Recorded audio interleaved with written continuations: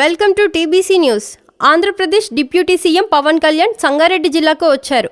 ఎప్పుడు రాజకీయాల్లో బిజీగా ఉండే పవన్ కళ్యాణ్ సంగారెడ్డి జిల్లాలోని ఇక్రిషాట్లో ఉన్న ఇంటర్నేషనల్ స్కూల్కి వచ్చారు.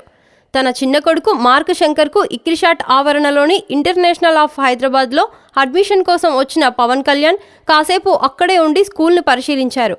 అయితే ఇటీవల తన చిన్న కొడుకు మార్క్ శంకర్ సింగపూర్లో చదువుతుండగా ఆ స్కూల్లో అగ్ని ప్రమాదం సంభవించి మార్క్ శంకర్కు గాయాలయ్యాయి.